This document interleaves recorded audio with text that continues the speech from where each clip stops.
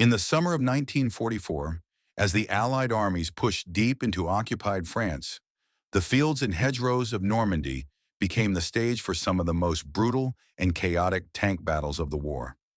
Among the countless stories of fire and steel, one stands apart: the story of a single American Sherman tank crew that faced impossible odds and lived to tell the tale. Their names are mostly forgotten now. Five ordinary men from different corners of the United States. They had trained together for months, laughed together, cursed the mud and the rations, and bonded inside the steel belly of their M4 Sherman, a machine they both trusted and feared. To the Germans, the Sherman was little more than a target. Their Tigers and Panthers could destroy one from over a mile away, while a Sherman's guns struggled to penetrate German armor, even at close range. The men who fought inside them knew the grim nickname whispered across the front: the Ronson. It lit up easily, but this crew, part of the U.S. 2nd Armored Division, would soon prove that courage, cunning, and a little luck could even the odds. It began near the French village of Saint-Germain-des-Prés in late July 1944. The Allies were preparing to break through German lines in Operation Cobra, a massive assault meant to shatter the stalemate in the Bocage country. The roads were narrow, the fields boxed in by thick hedgerows that turned every advance into an ambush. The crew of the Sherman, nicknamed Betsy, had been ordered to hold a crossroads just beyond the village. It was supposed to be a quiet sector, but war rarely follows the script. Just before dawn, mist hung low over the fields. The crew's commander, Lieutenant Charles Chuck Hall, scanned the tree line through his binoculars. His gunner, Corporal Jim Murphy, yawned beside the main 75-millimeter cannon. Inside, the driver, Private Joe Torres, tapped the pedals idly, while loader Frank DeLuca checked shell casings. Then came the distant rumble, deep, rhythmic, unmistakable. German tanks, more than one. The men froze. Hall raised his hand, motioning for silence. Through the fog, shadows moved, dark silhouettes spreading across the far hedgerow. The sound grew louder, closer, heavier. The crew realized the truth with a sinking dread. A German armored column was moving directly toward them. 12 tanks, Panthers and Mark IVs. Their own unit was miles behind. Radio contact was patchy. The crew was alone. Hall made a decision that would define their fate. Instead of retreating, he ordered the Sherman off the road and into a small orchard overlooking the crossroads. "We'll wait," he said. "Let them come." The Sherman's olive-green hull disappeared beneath the trees. They cut the engine, loading an armor-piercing round into the cannon. The air was thick with tension. Through the gun sight, Murphy could already see the first German tank emerging from the fog. A Panther, massive and menacing, its long 75-millimeter gun scanning the horizon. They had one chance, one shot. The range closed, 400 yards. Hall whispered, "Fire!" The armor-piercing shell slammed into the side of the Panther. Sparks burst like fireworks. The tank stopped, smoke billowing from its hatches. Inside the Sherman, the crew erupted in disbelief.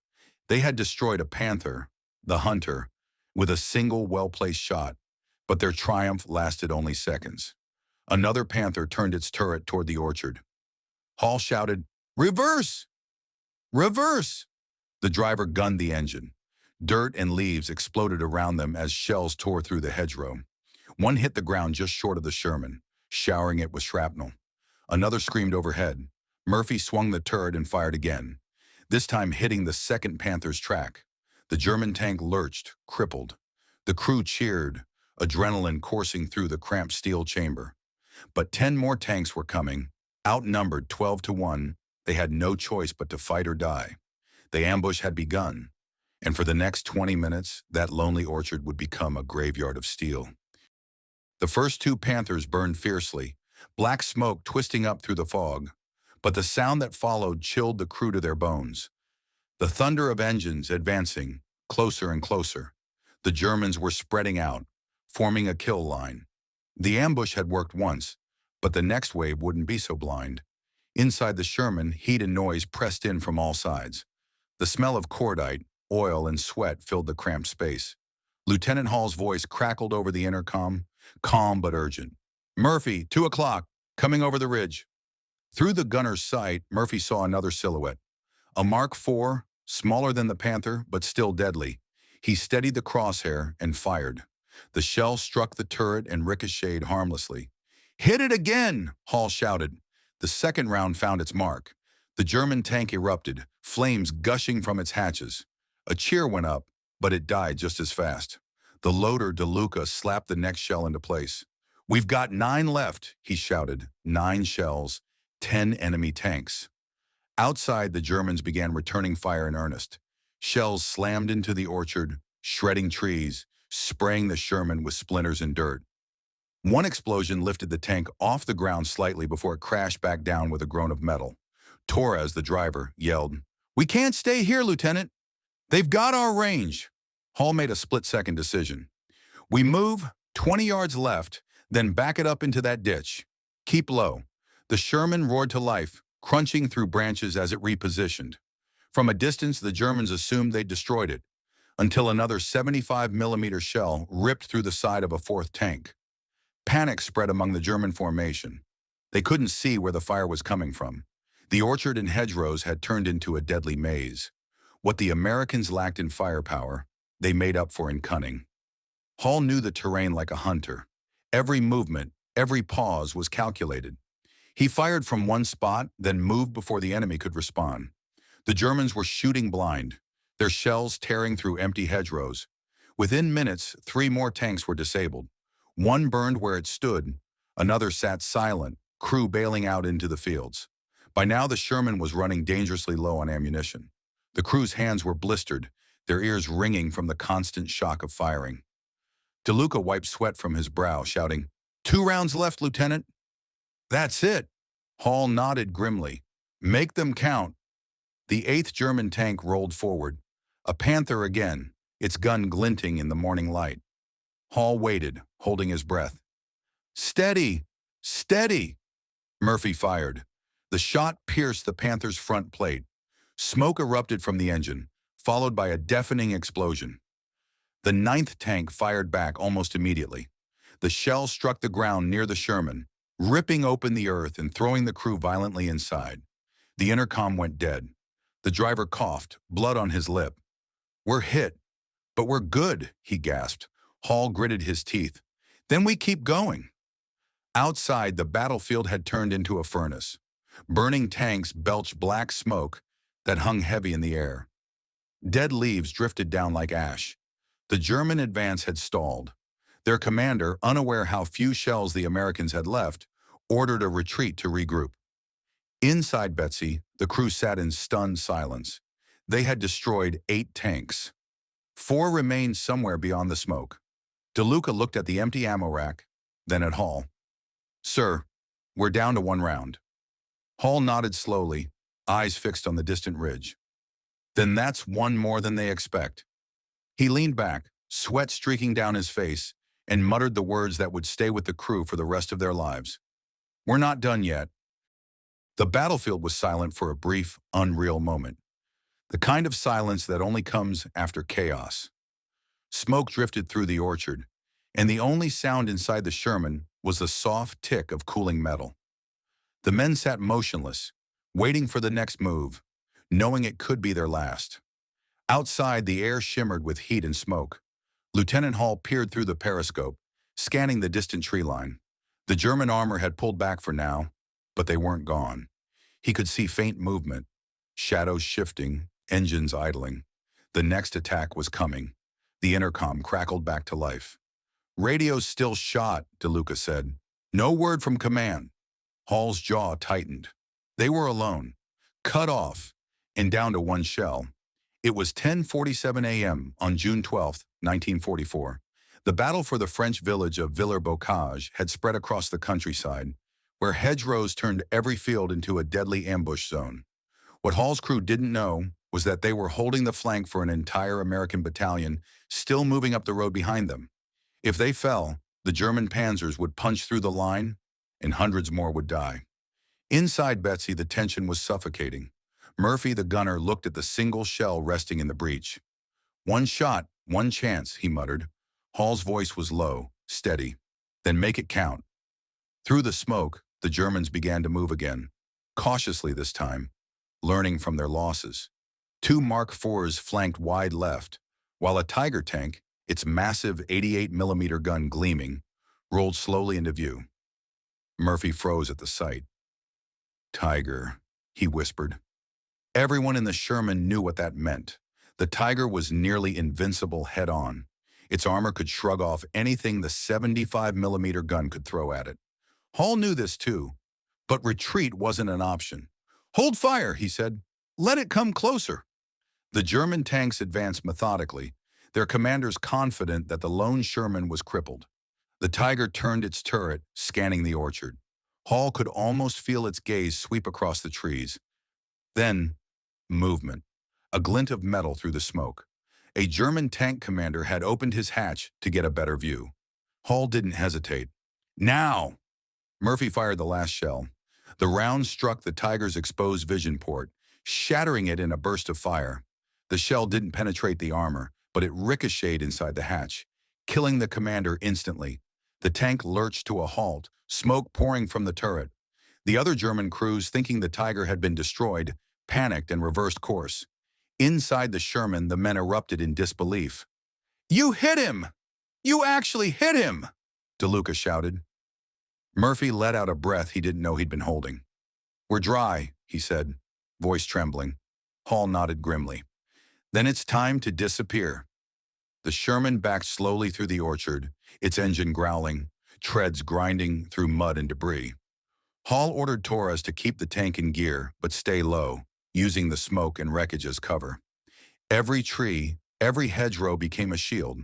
They crept backward for nearly a mile, past burning fields and shattered armor, until the sound of German engines faded into the distance.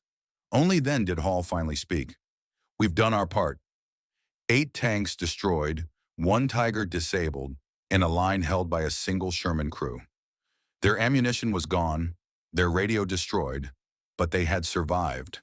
And more importantly, they had delayed the German counterattack long enough for reinforcements to arrive.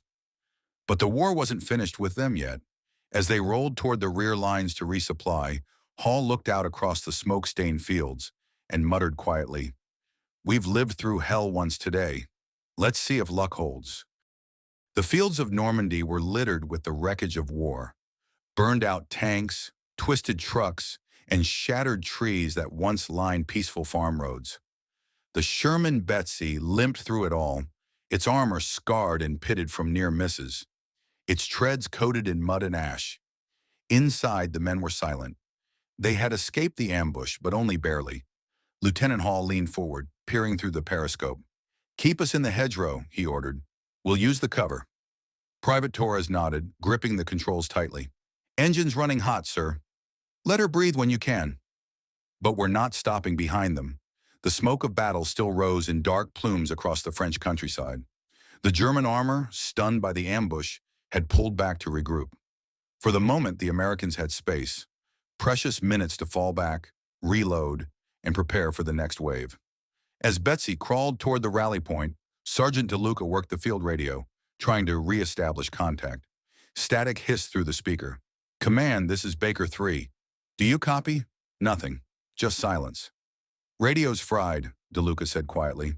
"Took a hit near the antenna." Hall exhaled slowly. "We'll report in person then." The crew finally reached a small farmstead where other American tanks were regrouping. Mechanics swarmed over damaged vehicles, replacing tracks, patching holes, and handing out ammunition. Medics worked beside them, tending to wounded infantry. The air smelled of oil, sweat, and cordite. When Betsy rolled in, soldiers stopped what they were doing and stared. The tank was covered in scorch marks and bullet dents, but still moving under its own power. One mechanic whistled softly. "Hell, you boys been through the devil's kitchen?" Hall climbed down, helmet in hand. "Something like that." He met with Captain Rhodes, the armored company commander, and gave his report. 12 enemy tanks engaged, 8 confirmed destroyed, 1 Tiger disabled. Rhodes blinked in disbelief. "With 1 Sherman?" Hall shrugged. "It was more luck than skill, sir." "But we'll take it." Rhodes looked at the battered tank and its exhausted crew, then nodded. "You'll get a fresh ammo load, fuel, and a meal. After that, You're going back out. DeLuca groaned quietly. No rest for the damned. The crew spent the next hour refueling and rearming. Shell casings clattered as they were loaded back into the turret. Murphy inspected the main gun, running a cloth through the barrel. Still straight, he said with a trace of pride. Hall looked over his men. Dirty, tired, but alive. You did good today, he said simply. You held the line. DeLuca smirked. Guess we're not bad for 5 guys in a tin can. Murphy chuckled. A tin can that eats tigers. As the sun dipped low over the hedgerows, the sound of Allied planes filled the sky. The roar of thunderbolts and Mustangs sweeping ahead to strike German positions. The tide of the war in Normandy was turning. One field, one road, one tank at a time. For Hall and his crew, the ambush would become legend among their company, a story of impossible odds and survival through courage, skill, and sheer willpower. But Hall knew better. He knew that next time, luck might not save them. As the crew climbed back into Betsy, Hall looked toward the smoking horizon. Somewhere out there, the German panzers were regrouping, and they would come again. He fastened his headset, eyes cold and steady. Let's move out, boys. The war's not done with us yet. By the following morning, the fields around St. Lo were a graveyard of steel. The night air had been alive with artillery, flashes of light, thunder of shells, the scream of metal on metal, and through it all, Betsy kept moving, part of a small armored column pushing deeper into the bocage country, where every hedgerow was an ambush waiting to happen. Inside the Sherman, the crew was silent. They had slept barely 2 hours. Sweat, grime, and exhaustion hung thick in the air. The sound of the treads grinding through the mud was the only rhythm left to their thoughts. Lieutenant Hall leaned forward, eyes pressed to the periscope. DeLuca, what's ahead? More hedges. More mud, the gunner replied.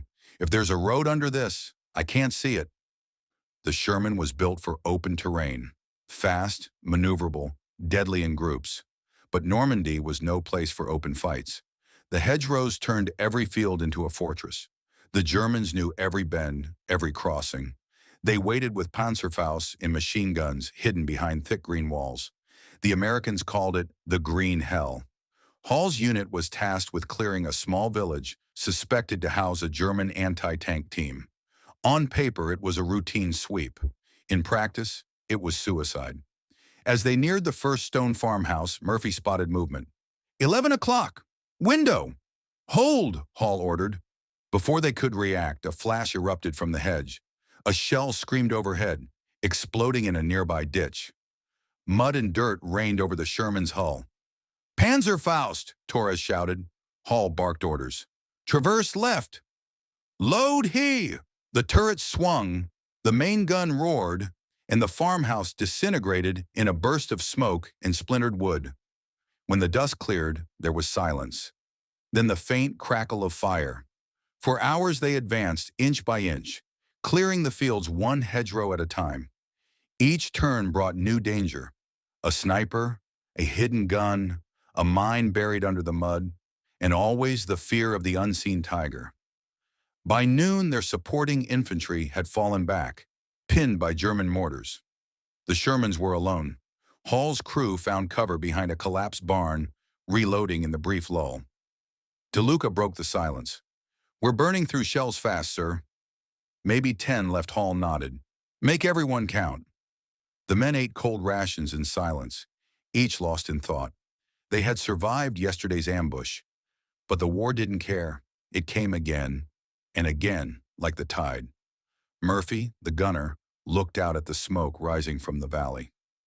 You ever think we'll see home again, sir? Hall didn't answer right away. If we do our job right, maybe someone else will. The words hung in the air, quiet, honest, heavy. As the afternoon sun burned through the haze, orders crackled over the radio. The German armor was moving again, this time from the south. A counterattack was coming. Hall's crew checked their gear, closed the hatches, and braced themselves. They knew what was coming. More tanks, more shells, more chaos. Torres muttered a prayer under his breath. 12 of them yesterday, he said. How many today? DeLuca managed a weak grin. As many as it takes. As Betsy rolled out of cover and into position once more, the crew could see the shimmer of sunlight on metal in the distance. German tanks were on the move, darker, heavier shapes advancing through the dust. The ambushers had become the ambushed. Hall lowered his goggles, his voice calm but resolute. "All right, boy," he said softly. "Let's show them we're still here." By mid-afternoon, the sun hung low and heavy over the Norman countryside. The haze of smoke and dust blurred the horizon, turning everything a dull shade of gray. Inside the Sherman Betsy, the crew could hear the faint rumble of engines growing louder. The sound every tank crew dreaded. The German counterattack had begun. Through his periscope, Lieutenant Hall spotted them first, silhouettes moving across the distant ridge. "Tanks," he said quietly. "At least 5, maybe more." Murphy adjusted the gun sights, squinting. "Panthers, sir." "Looks like a full platoon." "5 Panthers, our mine," Hall repeated. "Against us." Torres gave a low whistle. "Guess we're the appetizer." The Panther was one of the most feared tanks in the world. Heavily armored, armed with a high-velocity 75mm gun that could pierce a Sherman's hull from over a mile away. Facing one was bad. Facing 5 was suicide. But Hall didn't back down. "We hold this line," he said. "If they break through here, the infantry behind us won't stand a chance." DeLuca's hands trembled slightly as he loaded a shell. "Ready when you are, Lieutenant." The Sherman reversed into a shallow depression behind a hedgerow, using the terrain for cover. The crew killed the engine. The world went eerily quiet, just the ticking of the hot metal and the faint rumble of enemy treads drawing nearer. Through the haze, the first Panther appeared, sleek, angular, moving with deliberate menace. Then another, then 3 more. Their cannons scanned the field like predators, sniffing for prey. Hall whispered, "Wait, wait." The lead Panther crested the hill, exposing its lower hull. "Fire!" Murphy squeezed the trigger. The Sherman's 75mm gun roared. The shell slammed into the Panther's side with a burst of smoke. A hit, but not a kill. The German tank halted, turret turning. "Reload!" Hall barked. Before DeLuca could chamber another round, the Panther fired. The shot screamed overhead, slamming into the ground just behind them. Dirt and shrapnel sprayed over the hull like rain. Torres cursed under his breath. "They've got our range!" The second shell from Betsy hit home. It struck the Panther's engine deck, bursting into flame. The German tank shuddered, then stopped moving. Smoke poured from the vents. The others began to spread out, firing blind into the hedgerows. Hall made a split-second decision. "Move! Change position!" The Sherman roared to life, reversing through the hedge, mud flying from its tracks. 2 shells slammed into where it had been seconds before. Murphy grinned despite the fear. Guess they didn't like that. The battle turned into a deadly dance. The Sherman firing, retreating, repositioning, vanishing into the maze of hedgerows before the Germans could adjust. Hall knew they couldn't win by strength, only by cunning. They struck again from another flank, targeting the second Panther as it tried to advance. This time, the shell penetrated beneath the turret ring. A fireball erupted, sending a plume of black smoke into the sky. "2 down," Hall said calmly. 4 to go. But before anyone could cheer, a deafening blast rocked the Sherman. A Panther's shell had found them, grazing the side armor, tearing off a section of track. "We're hit!" Torres yelled. "Track's gone!" Hall gritted his teeth. "We're not done yet." Load armor piercing, the Sherman was crippled, half immobile, but still alive. The crew worked frantically, patching what they could, trying to keep the turret powered. Outside, the enemy regrouped, cautious now but closing in. In the dim light of the cabin, sweat dripped down every face. Hall looked at his men, exhausted, terrified, but unbroken. "If they come," he said, "we'll take 1 more with us." Murphy nodded grimly. "Let's make it count." As the last of the daylight faded, the smoke and dust hung low over the battlefield. The Panthers advanced slowly, scanning for the crippled Sherman. Hall watched through the periscope, calm, calculating. He waited until one of the German tanks turned broadside. Then quietly, "Fire!" The shell tore through the fading light like a streak of fire. It slammed into the Panther's flank, right below the turret. A perfect shot. For a moment, nothing happened. Then came the eruption. Flames burst from the engine vents, black smoke pouring into the sky as the German tank ground to a halt. Inside the Sherman, nobody spoke. The explosion's echo still rattled their ears. Then Torres exhaled slowly. 3 down, he said. 3 more to go. Murphy wiped sweat from his brow. And we're half a tank. Their Sherman, Betsy, was battered. The right track was gone. The turret motor groaned each time it turned. The smell of smoke and hot oil filled the cabin. But somehow it still fought. Hall stared through the cracked periscope, his voice low and calm. They'll flank us next. Stay ready. Outside, the world was silent except for the faint crackle of fire from the burning Panthers. Then came the sound, the slow, deliberate clank of treads moving through the mud. The remaining German tanks were spreading out, hunting. Murphy adjusted the gun sight. Here they come. A Panther appeared through the smoke, cautious now, its cannons scanning left and right. The German commander knew something was wrong. This single Sherman was fighting like a dozen, but he didn't know where the next shot would come from. Hall made his move. Load HE, aim for the ground under it. DeLuca slammed a shell into the breach. Loaded. Murphy adjusted the sight, aiming just below the Panther's tracks. Ready? Fire. The shell exploded beneath the tank, throwing mud and smoke into the air. The blast didn't destroy it, but it blinded it. As the German gunner tried to adjust, Hall shouted, "A P round! Same spot!" Murphy fired again. The armor-piercing shell hit the weakened section of the hull. This time it pierced. The Panther's turret froze, then burst into a rolling fireball. Torres laughed bitterly. "That's 4!" Hall said nothing. He was already looking for the next target. They had turned a crippled Sherman into an ambush predator. But their luck, and ammunition, was running out. Only a handful of shells remained. From the left, 2 more Panthers advanced together, side by side. Their coordination was perfect. One scanning the field, the other covering. Hall knew it was over if they fired first. "DeLuca," he said, "give me smoke." Now the loader pulled a pin and fired a smoke grenade from the launcher. Thick white clouds billowed across the hedgerow. The Sherman vanished. The German tanks hesitated. Through the smoke, they fired blind, shells ripping through trees and soil. One blast tore open the side of a farmhouse just a few yards away. The crew of Betsy huddled in silence, listening to each impact rattle the hull. Hall's voice broke the stillness. "When the smoke clears, we strike." Murphy stared through the scope, eyes bloodshot. "We've only got 2 AP left." "Make them count," Hall said. When the wind began to thin the smoke, Hall spotted movement, the faint silhouette of a Panther's turret turning toward them. He didn't wait. "Fire!" The first shell struck the turret ring and bounced. A ricochet. The German tank swung its cannon toward them. "Reload!" Hall yelled. DeLuca slammed in the final round, his hands shaking. "Loaded!" Murphy aimed, steady, breathing shallow. "Got him!" He fired. The shell hit dead center, piercing the armor and detonating inside the tank. The Panther erupted in a ball of flame. The shock wave rolled through the valley. But before they could react, a flash of light streaked from the remaining Panther. The shells screamed toward them. The impact tore through the side of the Sherman. The cabin filled with smoke and sparks. The crew was thrown against the steel walls. Alarms blared. "We're hit!" DeLuca shouted. "Fire in the back!" Murphy coughed, waving smoke away. "We're still alive!"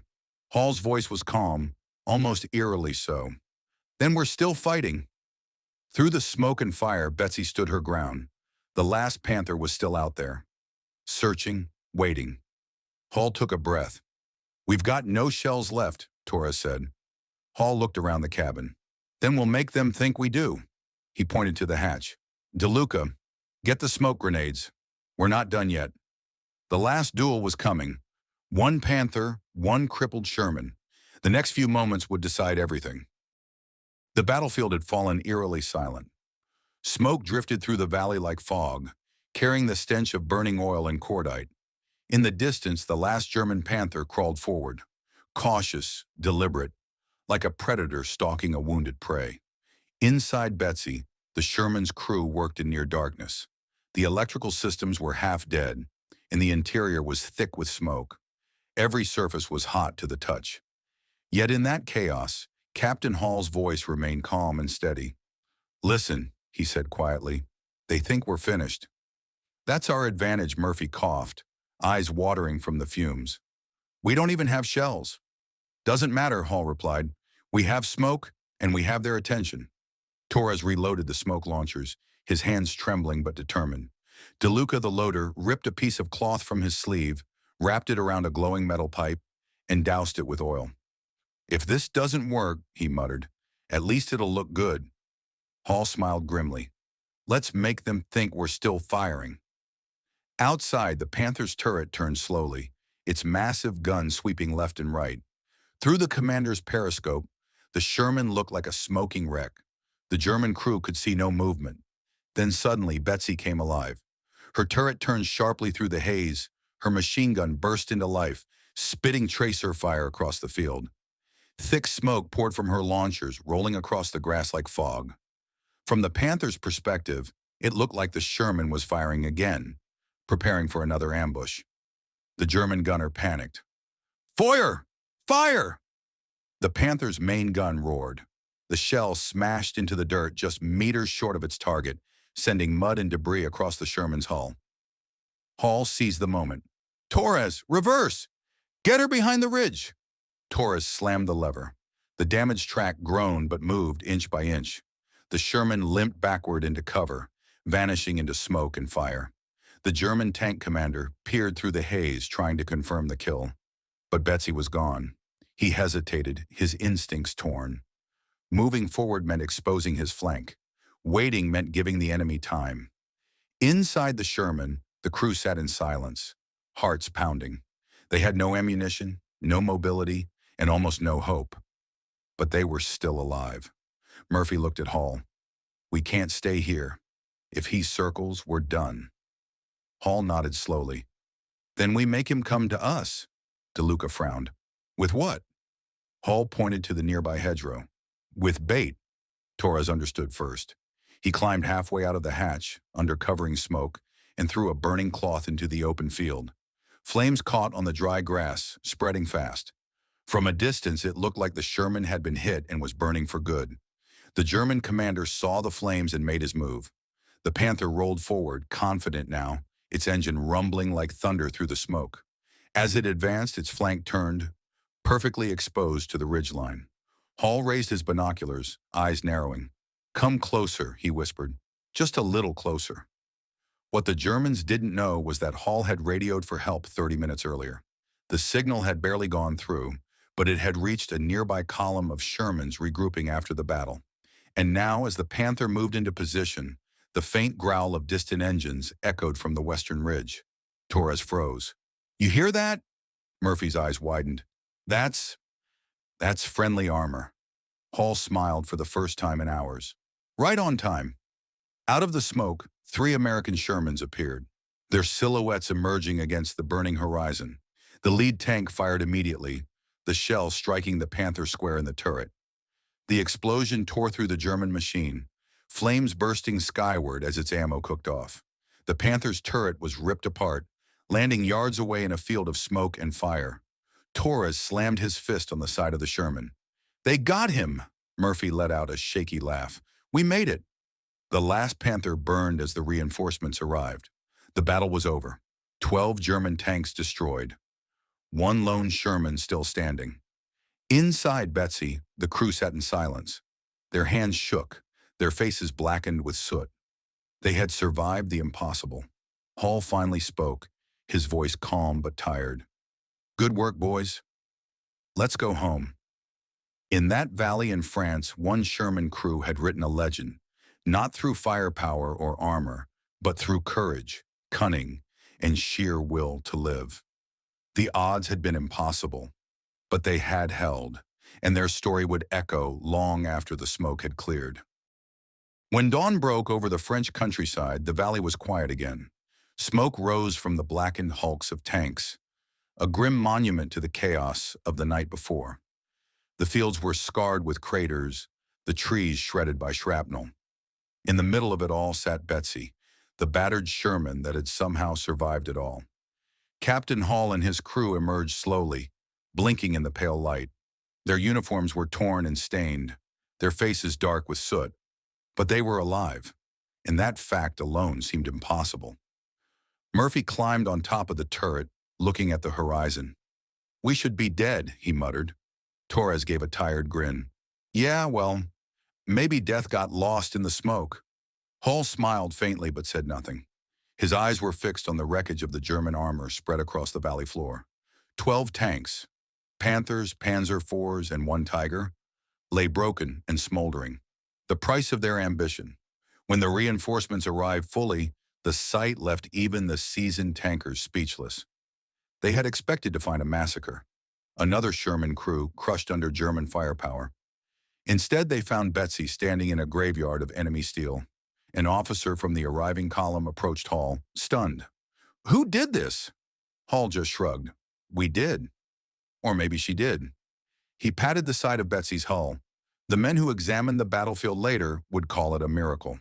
In truth, it was a combination of instinct, teamwork, and sheer defiance. Hall's crew had used terrain, deception, and timing, the only weapons left to them when everything else had failed. A war correspondent who visited the site wrote, "The ground still smells of burning oil, and the men walk among the wrecks like ghosts. They laugh softly, but the laughter carries no joy, only disbelief." For Hall's crew, survival was victory enough. When news of the ambush reached division headquarters, it spread quickly. Soldiers told and retold the story. 5 men in a single Sherman holding off 12 German tanks. The numbers sounded like legend, the kind of tale soldiers make up to inspire courage. But every burned-out hull in that valley proved it was real. Hall's crew was called to headquarters days later. There they were commended for extraordinary valor and tactical brilliance. The general presenting the medals looked each of them in the eye and said, "You men showed what this war is really about. Not machines, but men." Murphy later admitted he barely heard the speech. "I was thinking about the ones who didn't make it," he said quietly. The truth was, victories like theirs were rare. For every Sherman that returned from a fight, many didn't. The German tanks were still superior in armor and firepower, but the Americans had something else. They had numbers, coordination, and an industrial machine that never stopped. By 1944, American factories were producing a Sherman every 30 minutes. Replacement parts, new engines, fresh crews, everything moved like clockwork. The German army, for all its brilliance, could not match that pace. To the men who fought in those tanks, though, statistics meant nothing. Survival came down to seconds, instincts, and courage. Hall's crew returned to duty within a week. Betsy was repaired as best as the mechanics could manage. New tracks, patched armor, and a fresh coat of olive drab paint that barely hid the scars of battle. Before rolling out again, Torres reached up and painted 12 small black silhouettes on the tank's gun barrel, one for each enemy they had destroyed. Beneath it, he wrote 2 words in white chalk: "Still standing." Murphy looked at the markings and shook his head. "You think anyone's going to believe this story?" Hall smiled. "They don't have to." We were there. As Betsy rolled back into the war, the men inside carried the weight of what they'd survived. They had faced death and lived. Not because they were lucky, but because they refused to give up. For them, every mile forward was a victory. Every sunrise, a reminder. They had seen how quickly a calm morning could turn into hell, and how even hell could be outwitted by courage. When the war finally ended, the men of Betsy were scattered across a Europe that had gone quiet at last. The guns had fallen silent, the smoke had drifted away, and in its place came a strange stillness, the kind only known to those who had survived what should have killed them. For Captain Hall and his crew, peace didn't come easily. After years of noise, of engines roaring and shells screaming, the silence was almost unbearable. They had spent so long living minute to minute that the idea of tomorrow felt unreal. But as they looked back on the war, one memory stood above all. That morning in the French Valley, when 5 men in a Sherman stood against a dozen German tanks, and lived to tell the tale. Murphy would later say, "That day wasn't about glory, it was about survival, about doing what we had to do, because there was no one else to do it." Years later, historians would study that engagement, the ambush that defied all odds. They would trace the positions, the terrain, and the wreckage of the German armor, trying to understand how one Sherman had triumphed against such overwhelming power. The answers were simple but profound. The crew had used their environment, the hedgerows, the smoke, the shadows, as their greatest weapon. They had learned patience where others might have panicked, and they had trusted each other completely. In a war defined by machines, it was humanity that made the difference. The Sherman tank itself became a symbol, mocked by some, revered by others. Critics called it underpowered, too lightly armored, too common. But those who fought in it knew the truth. It wasn't perfect, but it worked. It could be repaired, replaced, and it brought men home who should have died. In the end, that reliability, that stubborn resilience, mirrored the men who drove it. When the war was over, Betsy was left behind in France. She had served long and hard, and her battle scars were too deep to repair. The crew visited her one last time before returning home. Hall stood by her hull, running his hand over the faded paint, the bullet holes, the chipped armor. "She did her part," he said softly. "More than anyone ever asked her to." Murphy grinned. "We all did." They left her there, under the same sun that had watched them fight for their lives. Grass would grow around her tracks, rain would fill her turret, and time would turn her from a weapon into a relic. But for those who had been inside her, she would always be more than a machine. She was a memory, the reason they had lived. Decades later, when the last of the crew gathered for a reunion, they spoke not of medals or battles, but of moments. The sound of the shells, the smell of diesel, the sight of Betsy's gun still smoking after the fight. One of them said, "You never forget the tank that saved your life. You never forget the men inside it." Another added quietly, "We weren't heroes. We were survivors today." The legend of that lone Sherman lives on, not in textbooks or grand speeches, but in the quiet respect of those who study the war. It stands as proof that courage can outlast steel, and that even when the odds seem impossible, a handful of determined men can change the course of battle. The valley where it happened is peaceful now. The scars of war have faded, but beneath the soil, fragments of armor still rest. Silent witnesses to a day when one crew defied an army. 5 men, 1 tank, 12 enemies, and a story that outlived them all. Because sometimes history's greatest victories are not the ones won by strength, but by survival. If you enjoyed this video, don't forget to like, comment, and subscribe for more World War II stories.